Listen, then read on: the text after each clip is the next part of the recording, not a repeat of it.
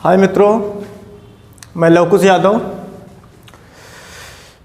आप सबका आनंद study channel पर बहुत बहुत स्वागत है।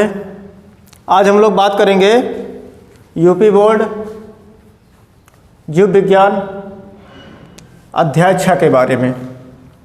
अध्याय 6 वंशागत का आणविक आधार के बारे में बात होगी। वही वंशागत के आणविक आधार के बारे में बात होगी, जबकि इसके पहले आनुवांशिकी के बारे में बात हुआ। तो मित्रों, अब हम वंशागत के आणविक आधार के बारे में बात करते हैं, लेकिन इसके पहले यदि आप हमारे चैनल पे नए हैं तो आप आनंद स्टडी पर क्या है कि इस चैनल को सब्सक्राइब करें। इस चैनल पे आपको सभी विषयों के विशेष अध्यापकों द्वारा सारे के सारे जो है अध्याय के साथ साथ सभी पाठ्यक्रमों को बताए जाएंगे। तो आप एक बार ज़रूर आनंद स्टडी को सब्सक्राइब जरूर करें। तो चलिए हम लोग चलते हैं आज पाठ 6 पे। अध्याय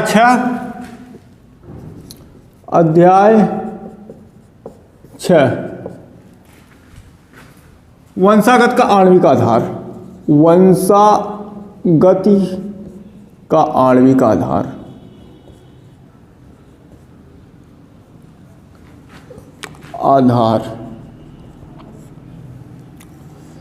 the basis molecular of inheritance. Molecular of inheritance.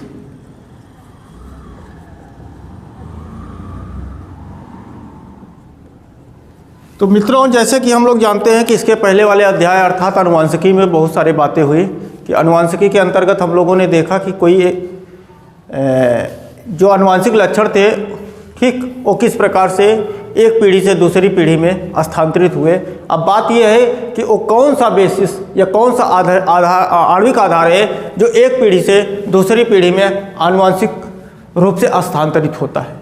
तो बात वंशागत के आणविक आधार की है, तो वंशागत के बारे में बात होगी कि भैया वंशागत क्या है और आणविक आधार क्या, ऐसी क्या मूलभूत आधार है या आणविक आधार है जो एक पीढ़ी से दूसरी पीढ़ी में स्थानांतरित होती है। तो सबसे पहले बात होगी वंशागति। तो वंशागत को हमने आनुवांशिकी में पढ़ा भी है कि आखिरकार अगर आनुवांशिकी की बात करता हूँ कि आनुवांशिकी क्या है, तो उसके अंतर्गत ये बात आता है आनुवांशिकी। तो आनुवांशिकी के बारे में जब बात हुआ था, वहाँ एक बात हमने आपको पहले बताया था कि आनुवांशिकी का मतलब होता है heredity plus variation. Heredity plus variation. ये heredity plus variation equal to genetic होता है। अर्थात आनुवांशिकी क्या है? आनुवांशिक जो है कि जीव विज्ञान की एक शाखा, अर्थात इसके अंतर्गत क्या होता है कि वंशागत एवं विभिन्नता का अध्ययन किया जाता है। वंशागति व विभिन्नता का अध्ययन किया जाता है। विभिन्नता का अध्ययन, वंशागति एवं विभिन्नता का अध्ययन ही क्या कहलाता है? आनुवांशिक कहलाता है। आनुवांशिक का मतलब ये है, आनुवांशिकी का मतलब ये होता है कि माना जाए कि जो मेरे माता पिता से सीधे मेरे में जो आनुवांशिक लक्षण उपार्जित है, ठीक, उसे हम बोलेंगे वंशागति। साथ ही साथ मेरे माता पिता से हम क्या हैं कि थोड़ा भिन्न है, अर्थात उनसे डिफरेंट है, अर्थात वेरिएबल है। तो बताया गया कि वंशागत की अगर बात किया जाए तो वंशागत का मतलब होता है आनुवांशिक लक्षणों का, आनुवांशिक लक्षणों का पीढ़ी दर पीढ़ी स्थानांतरण। ठीक भाई जी, बात सही है कि हम लोग बात करेंगे वंशागति। वंशा मीन्स वंश, गति मतलब जानी जा रहा है कि मोशन। तो एक पीढ़ी से दूसरी पीढ़ी, यानी पीढ़ी दर पीढ़ी, एक पीढ़ी से दूसरी पीढ़ी या पीढ़ी दर पीढ़ी जो स्थानांतरित होने वाला आनुवांशिक लक्षण है, उसी को हम बोलते हैं वंशागति। ठीक, गति कर रहा है, मूव कर रहा है। कहाँ से? माता पिता से संतानों में। माता पिता से संतानों में जो मूव हो रहा है, और जो जेनेटिक कैरेक्टर है, जो आनुवांशिक लक्षण है, उसी आनुवांशिक लक्षण को जो स्थानांतरित हो रहा है, उसी को बोला जाता है वंशागति।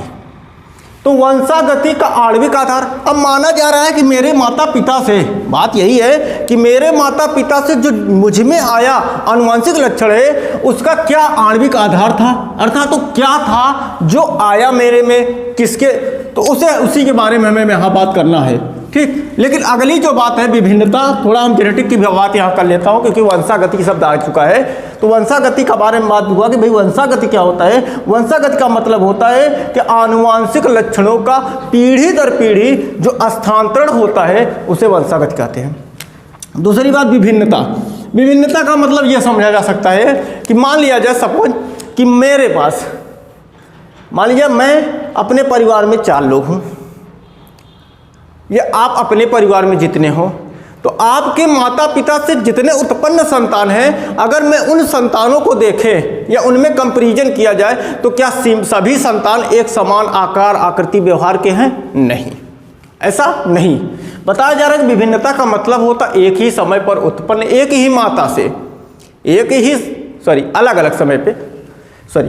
अलग अलग समय पर उत्पन्न एक ही माता से संतानों में क्या होता है कि समानता नहीं, विभिन्नता दिखता है, यानी कि सभी एक समान आकार आकृति व्यवहार के नहीं होते। अर्थात किसी की जो लेंथ है वो अलग है, अगले का लेंथ अलग है, अगले का अगर कलर पूछा जाए तो कलर कुछ डिफरेंट होता, अगले को स्वभाव में भी अलग अलग होते हैं। तो मतलब यही है, विभिन्नता को मैं एक बार यहाँ लिख देता हूँ कि अलग अलग समय पर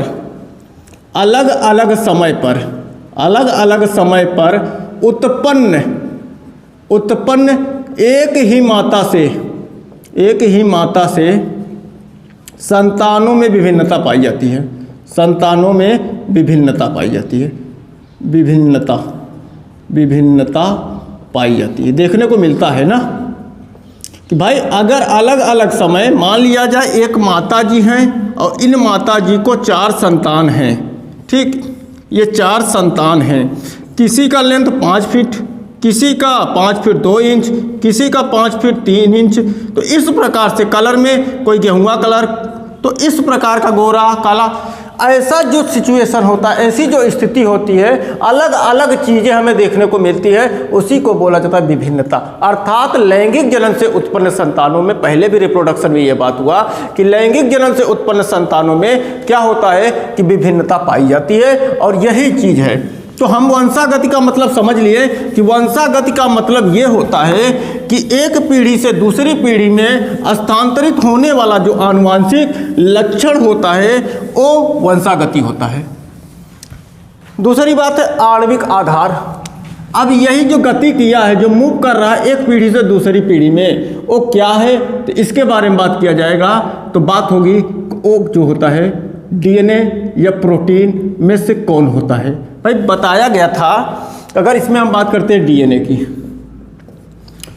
तो आणविक आधार डीएनए होता है, लेकिन बहुत समय तक अगर बात किया जाए कि हमारे माता पिता से जो हम में उत्पन्न जो लक्षण है या जो पीढ़ी दर पीढ़ी स्थानांतरित होने वाला लक्षण है, आनुवंशिक लक्षण है, और डीएनए के द्वारा होता है, जीन के द्वारा होता है। तो उसमें बात यही था कि बहुत समय तक यह विवाद बना रहा, कि पीढ़ी दर पीढ़ी जो स्थानांतरित होती है लक्षण, वो डीएनए के द्वारा या प्रोटीन के द्वारा। तो यहाँ एक्सेप्शन था, बहुत समय तक ये एक्सेप्शन था कि लोगों ने बताया कि आखिरकार वो प्रोटीन है जो एक पीढ़ी से दूसरी पीढ़ी में लक्षणों को ले जाता है कि वो डीएनए है। तो बहुत समय तक यह विवाद बना रहा, बहुत समय तक पहली बात ये विवाद बना रहा कि आनुवांशिक पदार्थ आणविक आधार डीएनए होता है कि प्रोटीन होता है, ठीक। लेकिन आनुवांशिक में 2 वैज्ञानिक का नाम आता है, एक सटन और दूसरा बावेरी। सटन और बावेरी ने इस चीज़ को स्पष्ट किया कि गुणसूत्र, जो गुणसूत्र होता है, क्रोमोसोम होता है, क्रोमोसोम ही क्या करता है कि आनुवांशिक लक्षणों को पीढ़ी दर पीढ़ी ले जाता है। तो ये बात बताया। लेकिन अब हम बात करेंगे कि भाई ऐसा क्या है, वो कौन है जो वंशागति का मुख्य भूमिका में होता है, अर्थात क्या होता है कि पीढ़ी दर पीढ़ी लक्षणों को ले जाता है।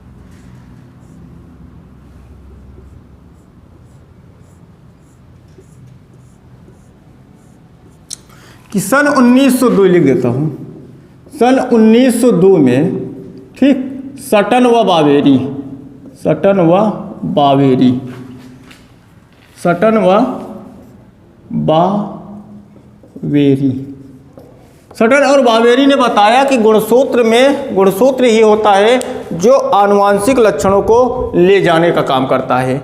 लेकिन गुणसूत्र में स्थित, अब आगे जब चला गया तो बताया कि गुणसूत्र में स्थित, ठीक, अगर डीएनए की बात होता है कि भाई डीएनए या प्रोटीन, तो बताया डीएनए और प्रोटीन ये एक्सेप्शन क्यों बने हुए थे, अर्थात ये विवाद के रूप में क्यों थे, क्योंकि बताया गया कि भाई सटन और बावेरी ने जब ये बताया कि भाई गुणसूत्र ही होता, गुणसूत्र के पास इतनी एबिलिटी होता है कि वही क्या करता है, आनुवांशिक पदार्थों को। लेकिन यहाँ अगर बात करते हैं गुणसूत्र की, तो गुणसूत्र बताया जाता है किसका बना होता है, डीएनए और प्रोटीन का, ठीक। इसी से ये बात एक्सेप्शन बना था, क्योंकि डीएनए भी क्या होता है, गुणसूत्र में पाया जाता है, प्रोटीन में। लेकिन आखिरकार एक पीढ़ी से दूसरी पीढ़ी में जो आनुवांशिक लक्षण को ले जाने वाला होता है और डीएनए होता है कि प्रोटीन होता है। इसी बात का काफ़ी समय तक क्या था कि भाई ये विवाद बना था, काफ़ी समय तक विवाद बनने की जो बात है यही थी कि इन दोनों में से आखिरकार प्रोटीन या डीएनए आनुवांशिक पदार्थ था।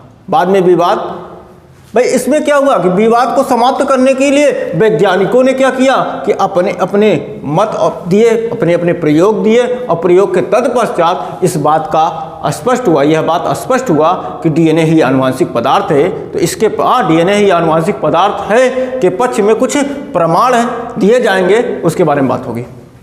तो आप लोगों को इतना जाहिर सी बात है, जान गए होंगे कि जो छठा पाठ है 12वीं का, वो है वंशागत का आणविक आधार। और इस वंशागत के आणविक आधार में हम लोगों ने देखा कि यही बात हमें ध्यान देना था कि जो एक पीढ़ी से दूसरी पीढ़ी में स्थानांतरित आनुवंशिक लक्षणों को करता है वो कौन होता है, अर्थात डीएनए होता है कि प्रोटीन। अब बात ये डीएनए और प्रोटीन की यदि है तो डीएनए और प्रोटीन कहाँ पाए जाते हैं, गुणसूत्र में। ये किसने ये बात जो बताया था 1902 में, 1902 में सटन और बावेरी ने बताया कि गुणसूत्र ही होता है जिसके पास लक्षणों को स्थानांतरित करने का।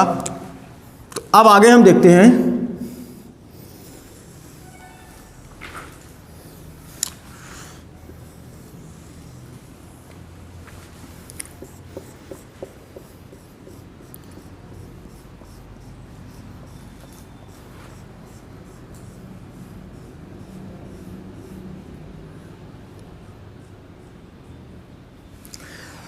अब बात यह था कि भाई गुणसूत्र में एक सर्वप्रथम अगर बात डीएनए की बात होती है, डीएनए या प्रोटीन की बात होती है, तो सर पहले हम बात करेंगे डीएनए की। तो डीएनए जो होता है कहाँ होता है, तो बताया गया था भाई गुणसूत्र में होता है। डीएनए और प्रोटीन लिख देता हूँ, डीएनए और प्रोटीन कहाँ होता है, तो गुणसूत्र में होता है। गुणसूत्र के कहाँ होता है, मतलब गुणसूत्र आखिरकार कहाँ होता है, केंद्रक में होता है। तो सर्वप्रथम एक वैज्ञानिक थे जिनका नाम था फ्रेडरिच मिसर। क्या नाम था, फ्रेडरिच मिसर। गुणसूत्रों में बात यह है कि गुणसूत्रों में एक धागेनुमा संरचना, थ्रेड लाइक स्ट्रक्चर की सबसे पहले देखने वाले वैज्ञानिक का नाम था फ्रेडरिच मिसर। और यही फ्रेडरिच मिसर ने सर्वप्रथम डीएनए को देखा। किसमें देखा था, तो बताया जा रहा है भाई साहब कि ये जो देखा ये गुणसूत्रों में देखा। और गुणसूत्र कहाँ होता है, तो कोशिका के केंद्रक में होता है। यानी जीवधारियों में जो एक पीढ़ी से दूसरी पीढ़ी तक आनुवंशिक लक्षणों का क्या हो रहा है, स्थानांतरण हो रहा है, इसी के कारण हो रहा है, यही कर रहा है। तो बताया फ्रेडरिच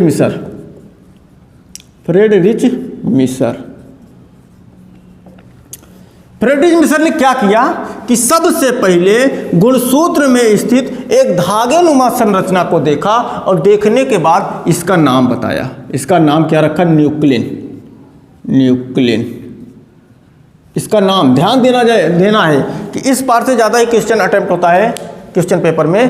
तो यहाँ ध्यान देना कि सर्वप्रथम डीएनए को देखने वाले वैज्ञानिक का नाम क्या था, फ्रेडरिच मिसर। और फ्रेडरिच मिसर ने जब धागेनुमा संरचना, थ्रेड लाइक स्ट्रक्चर किसमें देखा, बताया कि गुणसूत्रों में, तो उसका नाम क्या दिया था, न्यूक्लिन। अब एक बात और आता है कि भाई फ्रेडरिच मिसर ने डीएनए में धागेनुमा जो संरचना देखा उसका नाम न्यूक्लिन क्यों रखा या क्यों दिया, तो इस बात को इसलिए दिया क्योंकि बताया जा रहा है कि न्यूक्लिन शब्द इसलिए दिया क्योंकि जो गुणसूत्र धागेनुमा संरचना जो डीएनए धागेनुमा संरचना गुणसूत्र में पाया जा रहा था वो केंद्रक में ही उपस्थित था, केंद्रक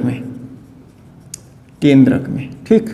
केंद्रक में उपस्थित होने के कारण अगर पूछा जाए एक बार फिर से कि फ्रेडरिक मिसर ने गुणसूत्र में जिस धागेनुमा संरचना को देखा और उसका नाम न्यूक्लियन दिया, किस कारण से नाम न्यूक्लियन दिया, तो उसका कारण यही था कि जो डीएनए होता है ये डीएनए कहाँ स्थित होता है, तो बताया गया गुणसूत्र में।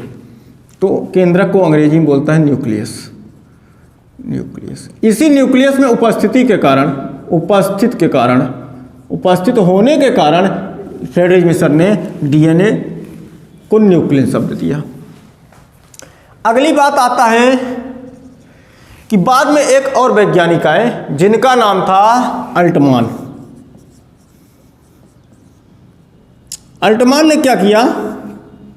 अल्टमान ने इसी न्यूक्लियन अर्थात धागेनुमा संरचना की प्रवृत्ति को जाना, एसिडिक और बेसिक में ये है क्या, ठीक। ये बात इसने स्पष्ट किया कि जो न्यूक्लियन है अर्थात गुणसूत्र के केंद्रक में उपस्थित धागेनुमा संरचना है, इसकी प्रवृत्ति कैसी होती, एसिडिक होती है, और इसी एसिडिक प्रवृत्ति के कारण इसका नाम दे दिया न्यूक्लिक अम्ल। क्या दिया? न्यूक्लिक अम्ल। अब यही न्यूक्लिक अम्ल, ठीक, कि भाई एक वैज्ञानिक थे जिनका नाम फ्रेडरिक मिसर था।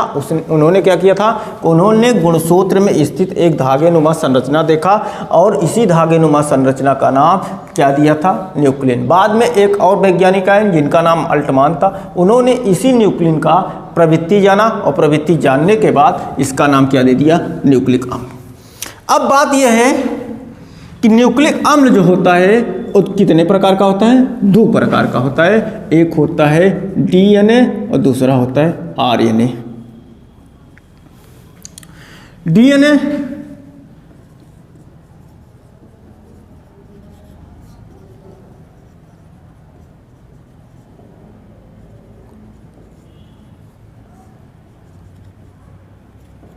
और दूसरा है आरएनए, राइबोन्यूक्लिक एसिड।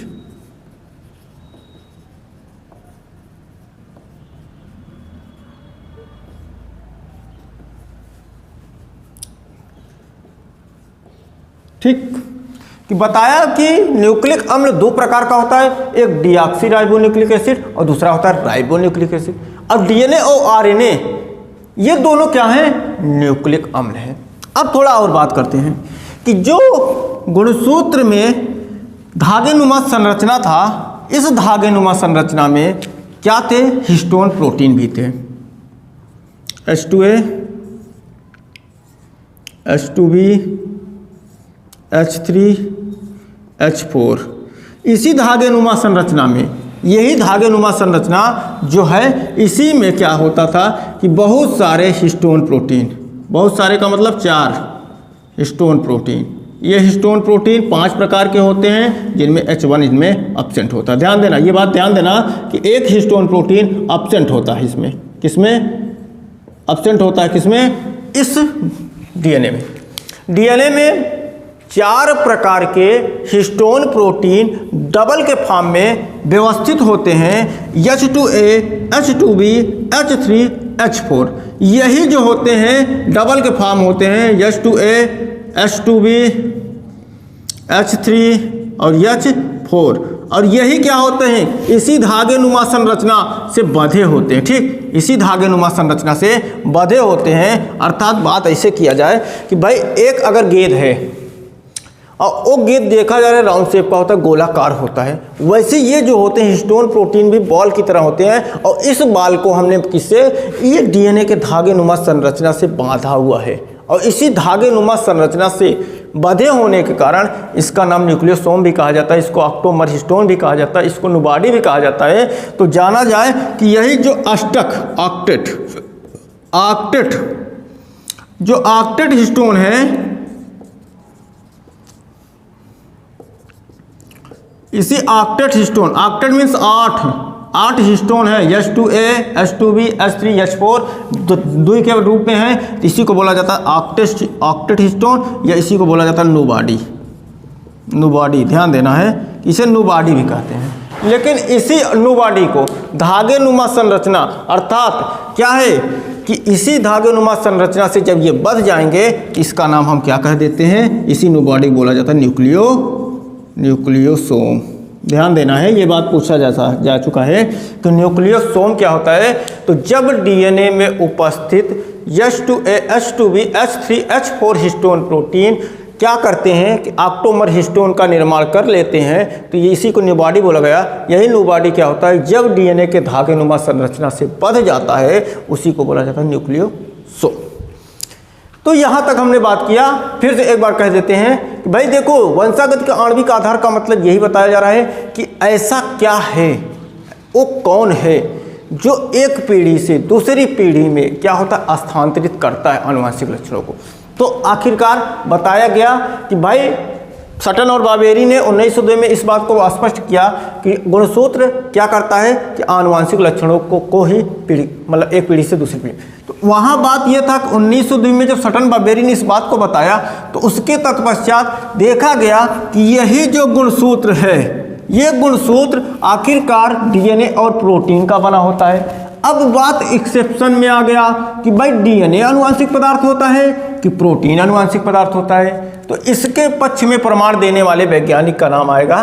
तो अभी तक हमने डीएनए के बारे में बात किया। तो डीएनए को सर्वप्रथम देखने वाले का नाम फ्रेडरिक मिशर था। इसने देखा, क्या नाम दिया, न्यूक्लिन दिया। क्यों दिया? क्योंकि ये केंद्रक में उपस्थित होता है। बाद में अल्टमान ने इसकी प्रवृत्ति जाना, किसका, न्यूक्लिन का। और न्यूक्लिन की प्रवृत्ति जानने के बाद इसका नाम क्या दे दिया, न्यूक्लिक अम्ल दे दिया। और न्यूक्लिक अम्ल कितने होते हैं, दो ही प्रकार के होते हैं, एक डीएनए और दूसरा आरएनए। अब हम थोड़ा डीएनए के बारे में बात करते हैं।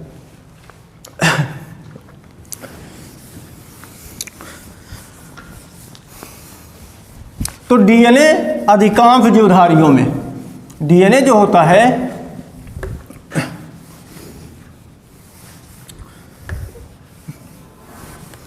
डीएनए अधिकांश जीवधारियों में आनुवांशिक रूप पदार्थ के रूप में होता है। लिखता हूं, डीएनए अधिकांश जीवधारियों में आनुवांशिक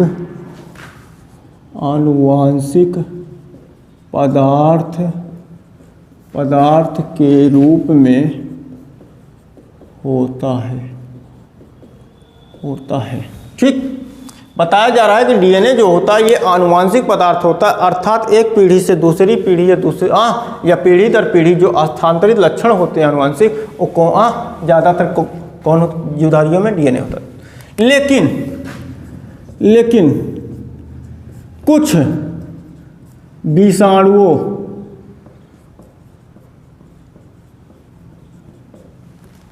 व जीवाणुभोजियों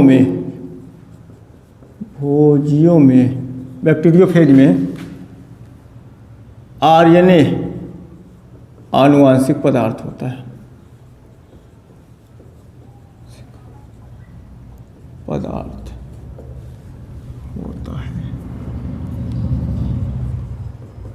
हमने बताया कि अगर अधिकांश जीवधारियों की बात किया जाए तो अधिकांश जीवधारियों में आनुवांशिक पदार्थ जो होता है वो कौन होता है, तो डीएनए ही होता है। लेकिन कुछ विषाणु में, जैसे मैं इधर लिख देता हूं कि जैसे टीएमबी, टोबैको मोज़ेक वायरस, तंबाकू में जो पाया जाता है, टीएमबी, इन्फ्लुएंजा, इंसेफेलाइटिस,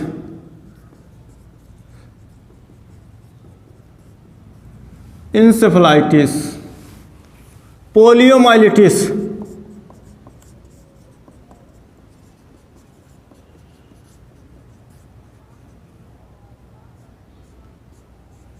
HIV, ठीक, आदि हैं, बहुत सारे हैं। इससे ETC कि बताया जा रहा है कि अगर मैं बात करता हूं तो अधिकांश जीवधारियों में डीएनए ही आनुवांशिक पदार्थ होता है। लेकिन कुछ विषाणुओं में आपके उदाहरण भी दिए गए हैं कि अगर टोबैको मोज़ेक वायरस की बात किया जाए जो तंबाकू में होता है, ठीक, टोबैको में ये जो होता है, इस वायरस में आनुवांशिक पदार्थ कौन होता है? आरएनए होता है। और कुछ जीवाणुभोजी बैक्टीरियोफेज हैं, तो इन बैक्टीरियोफेज जैसे यहाँ पे दिया जाता है, जैसे I2, Me2, R17 आदि में आनुवांशिक पदार्थ कौन होता है? आरएनए होता है। इस बात को आप समझ लें। ज़्यादातर बहुत बार पूछा जा चुका है कि ठीक कि जीवाणुभोजियों में आनुवांशिक पदार्थ होता है आरएनए। ठीक, विषाणुओं में भी बताया जा रहा है कि भाई TMV, influenza, encephalitis, poliomyelitis, HIV आदि में क्या होता है कि आनुवांशिक पदार्थ आरएनए ही होता है। अगर बात करता हूँ तो डीएनए की, तो डीएनए जो होता है अधिकांश जीवधारियों में आनुवांशिक पदार्थ के रूप में कार्य करता है। दूसरी बात कि डीएनए, अगर डीएनए की संरचना बताइए तो डीएनए की संरचना आगे बात भी होगी कि डीएनए 2 पॉलीन्यूक्लियोटाइड, यहाँ देखो 5' 3' 3' 5', ये जो बताया जा रहा है, ठीक, वाटसन और क्रिक ने बताया था, इसके बारे में आगे बात होगी, लेकिन अभी बेसिक बात हो रही है डीएनए की। तो बताया जा रहा है कि डीएनए जो होता है 2 पॉलीन्यूक्लियोटाइड की एक लंबी श्रृंखला होती है। देखो 2 पॉलीन्यूक्लियोटाइड लिख देता हूँ, डीएनए 2 पॉलीन्यूक्लियोटाइड की एक लंबी, पॉली माने बहुत बड़ी, पॉलीन्यूक्लियोटाइड की एक बड़ी श्रृंखला होती है। लिखता हूँ, डीएनए 2 पॉलीन्यूक्लियोटाइड की एक लंबी श्रृंखला होती है। ठीक, ये 2 पॉलीन्यूक्लियोटाइड की एक लंबी श्रृंखला होती है।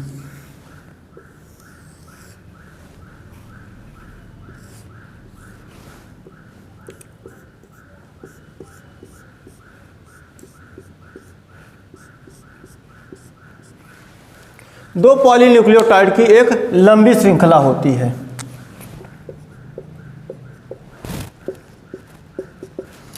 अब बात यह है कि दो दिख ही रहा, 2 फ्री एंड हैं, ये फ्री एंड है, 2 फ्री एंड हैं देखा जा रहा है।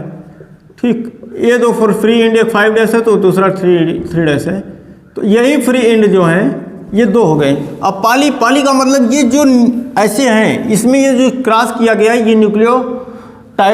क्या है, नाइट्रोजनिक क्षार है। अब बात हम करते हैं कि 2 पॉलीन्यूक्लियोटाइड। अब न्यूक्लियोटाइड क्या है, तो न्यूक्लियोटाइड देखो 3 चीज़ से मिलकर बना होता है। 3 चीज़ से कौन कौन सी चीज़ें होती हैं, एक होता है नाइट्रोजनिक क्षार,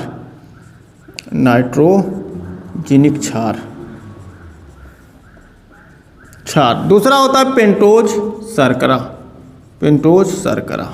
और तीसरा होता है फास्फेट ग्रुप या फास्फोरिक अम्ल, फास्फेट समूह।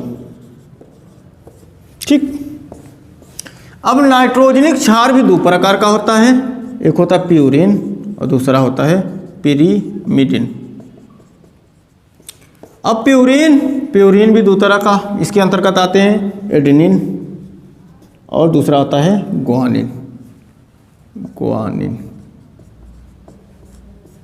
एडेनिन को हम ए से, ग्वानिन को जी से। पिरीमिडिन 2 प्रकार का, कौन कौन से, साइटोसिन और दूसरा थायमिन। साइटोसिन को सी से, थायमिन को टी से। और फास्फेट जो ग्रुप होता है इसको PO4। तो अब बात यह है, एक तो होता है न्यूक्लियोटाइड और दूसरा होता है न्यूक्लियोसाइड। हम थोड़ा इधर बात कर लेते हैं,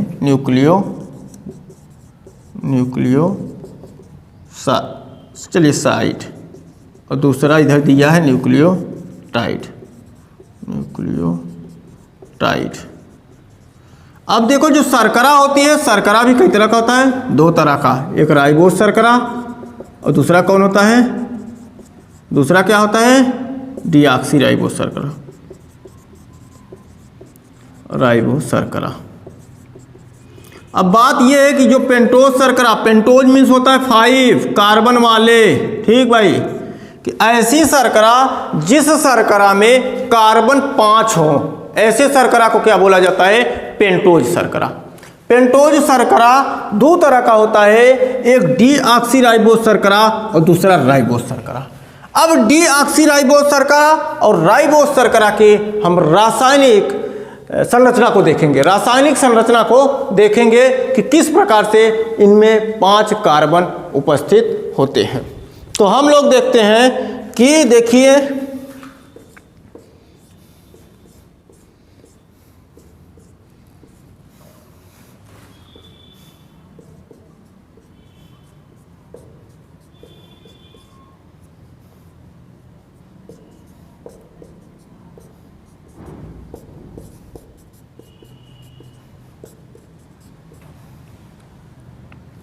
यह डीऑक्सीराइबोज शर्करा है,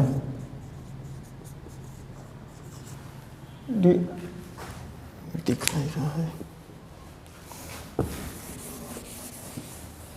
ठीक, इधर दिख नहीं रहा है, हम इधर लिख देते हैं।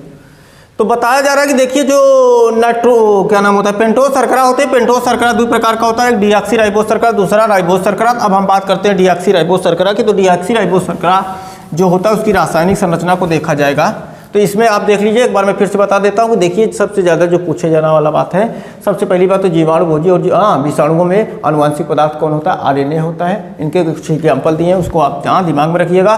साथ ही साथ अब बात डीएनए की होती है, तो बेसिक कंसेप्ट कुछ हम बता देते हैं कि डीएनए 2 पॉलीन्यूक्लियोटाइड, दो का मतलब मैंने देखा कि 2 फ्री एंड होता है, और पॉली मतलब लंबी श्रृंखला, और वही न्यूक्लियोटाइड का मतलब होता है, उसी के हम लोग बात करने चल रहे हैं कि न्यूक्लियोटाइड और न्यूक्लियोसाइड क्या होते हैं।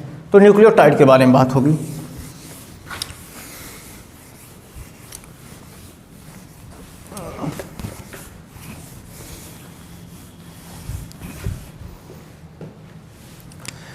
तो न्यूक्लियोटाइड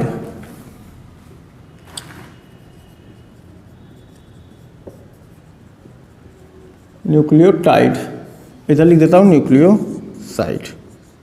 प्रश्न पूछा जा चुका है कि न्यूक्लियोटाइड और न्यूक्लियोसाइड क्या है, तो हम लोग देखते हैं। अभी हमने बात किया कि न्यूक्लियोटाइड 3 चीज से मिलकर बना होता है, अर्थात न्यूक्लियोटाइड बनने की जो इसकी संरचना होती है वो 3 चीज से मिलकर बना होता है। एक तो बताया गया नाइट्रोजनिक क्षार, दूसरा बताया गया पेंटोज शर्करा, और तीसरी बात बताई फास्फेट ग्रुप या फास्फोरिक अम्ल।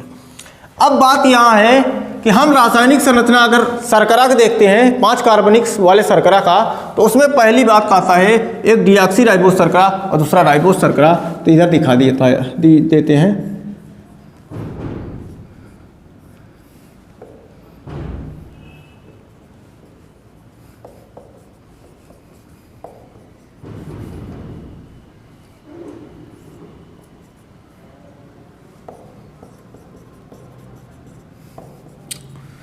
ये देखा जाए, ये है डीऑक्सीराइबोज शर्करा, डीऑक्सीराइबोज शर्करा,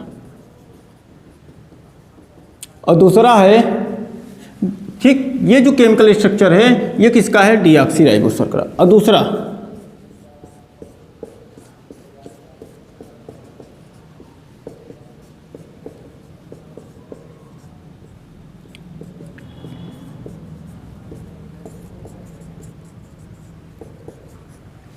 अब हम लोगों को देखना है कि डीऑक्सीराइबोज शर्करा की रासायनिक संरचना और राइबोज शर्करा की संरचना में क्या डिफरेंट है। ठीक, राइबोज शर्करा है, दिख रहा है। तो ध्यान देना है कि डीऑक्सीराइबोज शर्करा और राइबोज शर्करा में अगर हम बात करते हैं तो सबसे पहली बात हमने अभी बताया आप लोगों की भाई पेंटोज शर्करा ऐसा शर्करा होता है जिसमें 5 कार्बन होते हैं। 5 कार्बन कौन कौन से होते हैं? ये प्राइमरी कार्बन, ये सेकेंडरी कार्बन, ये टर्सरी कार्बन, ये टेट्रा कार्बन और ये पेंटा कार्बन। यानी आखिरकार 5 कार्बन वाली ये देखा जा रहा है ना कि ये शर्करा है कि नहीं है। तो देखा गया primary carbon, secondary carbon, tertiary carbon, tetra, penta, यानी कि 5 कार्बन इसमें भी है, इसमें भी primary, secondary, tertiary, tetra, penta. तो अर्थात 5 कार्बनिक वाले शर्करा जो होते हैं उन्हें हम बोलते हैं पेंटोज शर्करा। पेंटोज शर्करा 2 तरह का होता है और वो दोनों दो तरह के जो शर्करा होते हैं, एक का नाम डीऑक्सीराइबोज शर्करा और दूसरे का होता है राइबोज शर्करा। अब हम देखेंगे कि न्यूक्लियोटाइड किसे कहते हैं। तो न्यूक्लियोटाइड का मतलब होता है न्यूक्लियोटाइड किसे कहते हैं? टाइड मीन्स बांधना होता है। थोड़ा बेसिक कंसेप्ट समझा जाए कि टाइड मीन्स होता है बांधना या बंधना, बांधना। अब बांधना क्या है, बांधना क्या है इसके बारे में, ठीक। अब बांध के दिखाते हैं क्या बंध रहा है इसमें।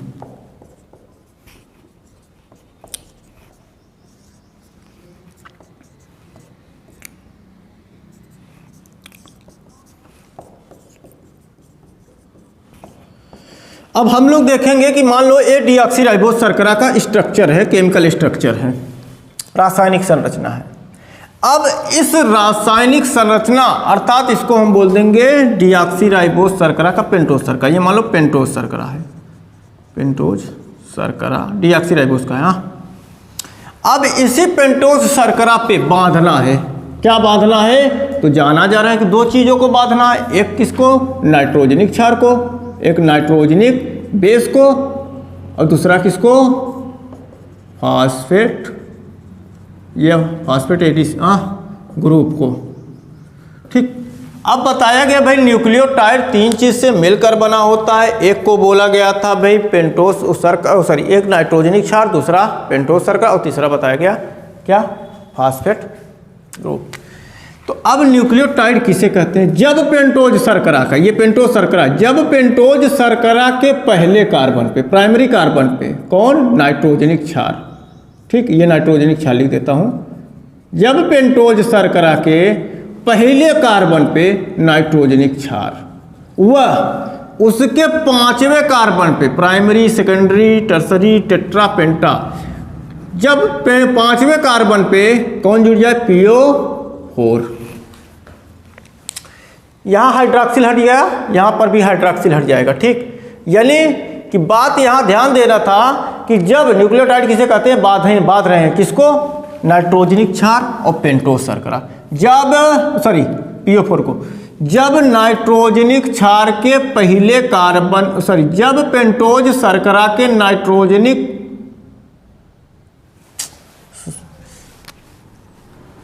जब पेंटोज शर्करा के पहले कार्बन पे, ठीक, जब पेंटोज शर्करा के पहले कार्बन पर नाइट्रोजनिक क्षार तथा इसके 5वें कार्बन पर PO4 जुड़ जाए, लग जाए, बंध जाए, उसे हम क्या कहते हैं? न्यूक्लियोटाइड। सॉरी फिर एक बार फिर से। जब पेंटोज शर्करा के पहले कार्बन पर नाइट्रोजनिक क्षार तथा उसके 5वें कार्बन पर PO4 जुड़ जाए, बंध जाए, लग जाए, उसे हम क्या कहते हैं? न्यूक्लियोटाइड, ठीक।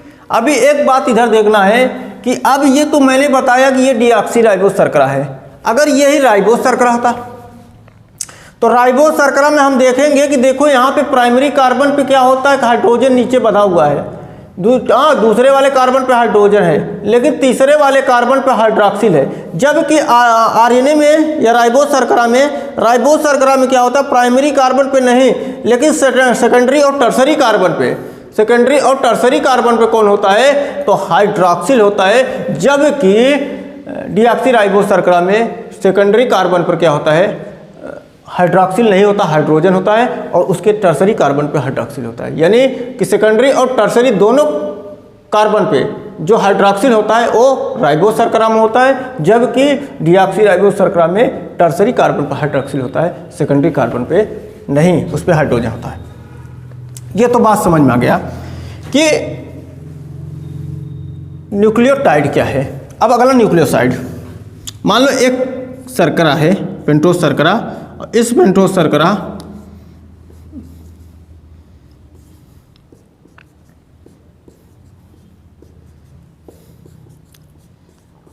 डीऑक्सीराइबोज शर्करा है,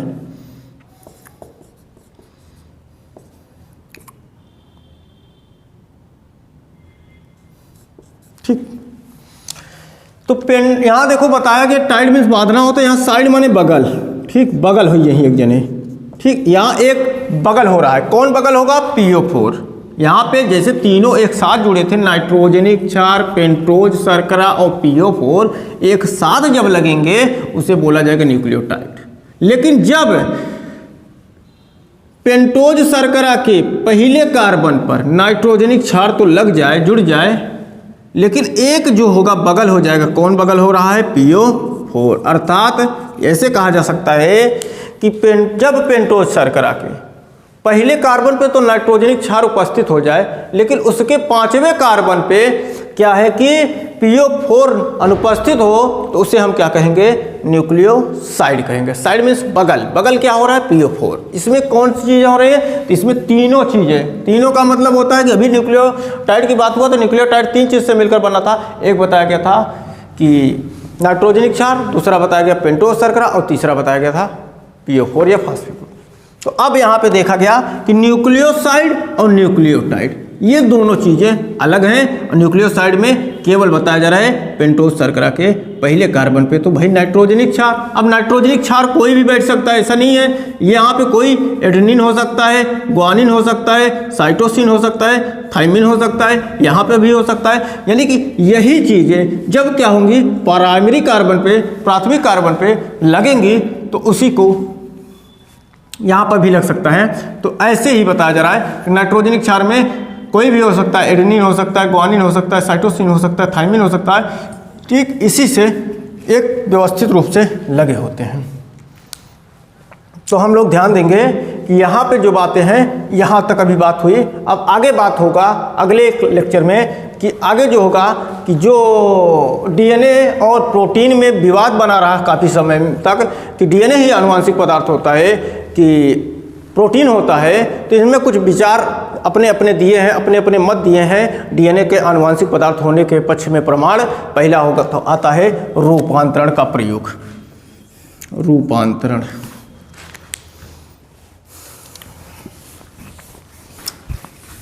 तो रूपांतरण के प्रयोग के बारे में बात होगी कि भाई रूपांतरण का प्रयोग क्या है। तो रूपांतरण के प्रयोग के बारे में जब बात होगी तो उसमें नाम एक वैज्ञानिक आता है जिसका नाम ग्रिफिथ है। अब ग्रिफिथ के बारे में हम आज यहाँ पे हेडिंग डाल देते हैं, रूपांतरण का प्रयोग। ठीक, इसे ग्रिफिथ दिया था, ग्रिफिथ दिए थे। तो इसके बारे में चर्चा अगले क्लास में होगी, और आप लोग जरूर इस लेक्चर को देखने के बाद अपनी राय जरूर दीजिए। धन्यवाद।